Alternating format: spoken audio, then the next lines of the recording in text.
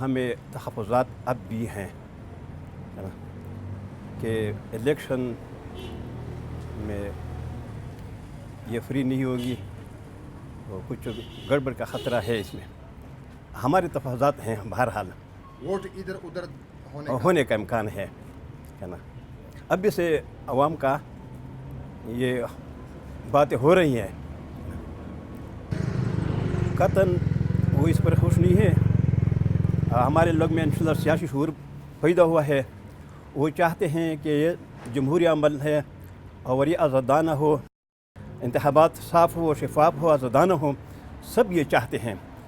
یہ تو ضمیر کی آواز ہے ووٹ دینا، اور چاہیے کہ حکومت اور اہلکار یہ ایسا فضا پیدا کرے کہ جس کو ووٹ دینا ہے کہ اس کو ووٹ دیا جائے. کسی اور کا مداخلت نہ ہو، نہ کینڈیڈیٹ کا اور نہ باہر کسی اور ادارے کا، نہ کسی اور طاقت کا. یہ سب یہ چاہتے ہیں کہ ووٹ آزادانہ ہو، آزاد ہو، شفاف اور صاف ہو. نقصان تو یہ ہوا کہ جو کینڈیڈیٹ ہیں وہ اپنے جگہوں کو نہیں پہنچے. عوام کے ساتھ ان کا رابطہ بالکل منقطع، ابھی تک منقطع ہے نا. وہ کسی کے ساتھ نہیں ملے آزادانہ پر نا. اور ہمیں حیرانگی اس بات پر ہے کہ دفعہ 144 کیوں لگایا گیا ہے، کیا ہوا ہے، کیا خطرہ ہوا ہے. ہر جگہ فوج موجود ہے، علاقہ کلیئر ہے. یہ دفعہ 144 کی ضرورت کیا پڑ گئی ہے؟ یہی تو ہمارے تفضات ہیں. سب سے جو ہنگامی ضرورت اب بھی پڑ گئی ہے وہ تو امن کی بات ہے، امن کی ہے.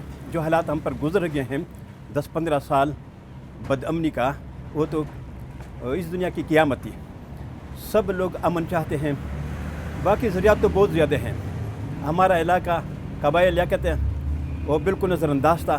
یہاں تعلیم کا نظام بالکل ختم ہے، صحت کا نظام نہیں ہے.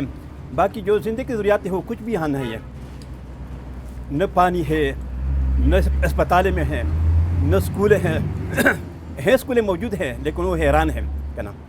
کوئی پرسان حال نہیں ہے. اسپتالیں موجود ہیں لیکن کوئی پرسان حال نہیں ہے نا. امن، صحت، تعلیم اور باقی زندگی کی ضروریات ہے نا، بہت کچھ ہیں، بہت کچھ مسائل ہیں ہمارے لیے ہے نا.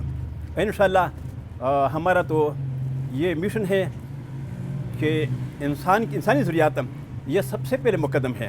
انشاءاللہ اگر ہماری کامیابی ہوگی تو ہم یہ مسائل پورا کریں گے انشاءاللہ. انشاءاللہ جو ایسے امیدوار اسمبلی پہ چلے جائیں جس کے ساتھ یہ احساس ہو، علاقے کی احساس ہو، انشاءاللہ تو حالات بہتر ہو جائیں گے.